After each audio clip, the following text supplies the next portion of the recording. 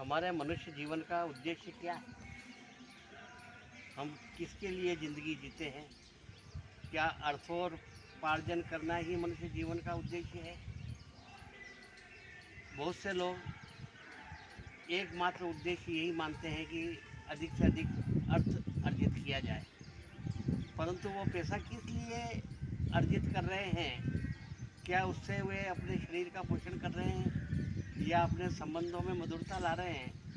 ऐसा कुछ नहीं है। वे सिर्फ एक ही उद्देश्य लेकर के चल रहे हैं कि अधिक से अधिक धन संग्रह किया जाए। एक धनाढ्य सेठ का एक बचपन का बहुत पुराना मित्र उन्हें एक बार मिला। वो मित्र गरीब था, सामान्य जीवन जीता था। तो उस सेठ ने कहा कि आज दोपहर का भोजन आप मेरे यहाँ पे आकर कीजिए, और निमंत्रण दिया। तो वो कहा भाई बचपन का दोस्त है, सहपाठी क्लास फेलो है, तो रात दोपहर में उसके यहाँ पे भोजन करने के लिए गया। उसने देखा उनका डाइनिंग हॉल, बढ़िया कुर्सी टेबलें लगी हुई, डाइनिंग टेबल लगी हुई, और चांदी की थालियाँ, चांदी की कटोरियाँ, और उनमें मतलब कि इतना सुगंधित वातावरण, और खाने में फुलके, पूड़ी, पराठे, लड्डू, बाफले, खीर, मटर, पुलाव और सभी तरह के पनीर आदि की डिश, इतनी सारी की पूरी टेबल भोजन से भरी हुई थी, और उसमें बढ़िया सुगंध आ रही थी। उसको चांदी की कटोरी थालियों में भोजन परोसा गया।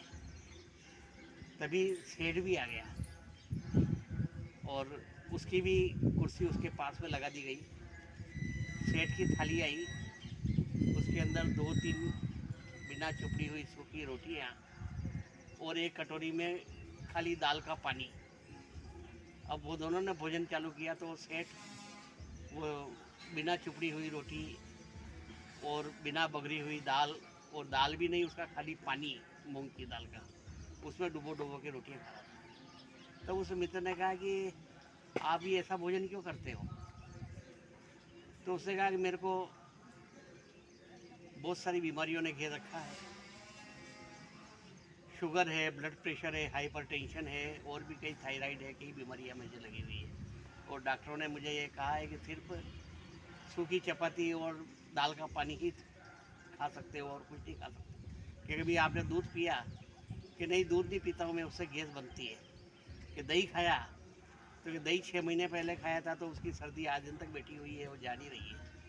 तो उन्होंने कहा आप दूध दही नहीं खाते हो ना कुछ भी, इतना सारा। तभी उनका मुनीम आया और उनका सेठ जी 4 बजे फाइनेंस वालों की मीटिंग है और 6 बजे अपने को 3 प्रॉपर्टी देखने के लिए जाना है। तो उसने कहा कि ठीक है, बराबर समय पे चलना है और सौदे हाथ से निकलना नहीं चाहिए और नुकसान नहीं होना चाहिए। ऐसे कह करके सेठ उठ गया और 2 चपाती खा के हाथ धो लिए। तो उस मित्र ने कहा कि आप सारा इतना सारा पैसा किस लिए कमाते हो, जबकि ये शरीर हमारा वाहन है और ये जब तक तंदुरुस्त रहता है, जब तक हम चलते रहते हैं। पर आपने इसकी ओर ध्यान नहीं दिया और खाली पैसे कमाने में लगे रहे, और कभी ये नहीं ध्यान दिया कि मेरा शरीर जो पैसे कमाने का साधन है उसके भी मैं ध्यान रखूं। तो आपने ये सब अर्थ उपार्जन किया, ये किस लिए किया जब आप खा ही नहीं सकते हो? कि ये सब सुख सुविधा के लिए किया है, परंतु ये सुख सुविधा आपके किसी काम में नहीं आ रही। फिर उसने मित्र ने अपने सेठ को ये उदाहरण दिया कि एक आदमी जंगल में चट्टान के ऊपर सोया हुआ था। तो एक शहरी वहाँ चला गया। उसने कहा कि भाई तुम यहाँ क्या कर रहे हो? तो कि सोया हुआ हूँ। कि शहर क्यों नहीं चले जाते? तो कि वहाँ क्या करूँगा? कि वहाँ तुम्हें काम मिलेगा। तो कि फिर क्या होगा? कि काम मिलेगा तो उससे पैसा आएगा। तो कि फिर पैसे से क्या होगा? कि पैसे से और पैसा बढ़ेगा, कोई तुम दुकान वगैरह खोल लोगे, फिर दुकान और अच्छी चलने लगेगी तो माल खोल लोगे, माल खोल लोगे तो बड़ी फैक्ट्रियाँ पहुँच जाएगी, करोड़पति बन जाओगे, पैसे वाले बन जाओगे। तो उसके बाद में क्या होगा?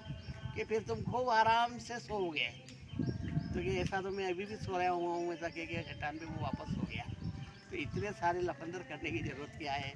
यदि मनुष्य के जीवन में वो चीज़ किसी काम में नहीं आ रही है तो फिर ये सारा अर्थ और उपार्जन करना और सब व्यर्थ है। यदि आप अपने शरीर को और अपने संबंधों को नहीं बना सकते हो तो फिर वो पैसा आपके किसी काम का नहीं है।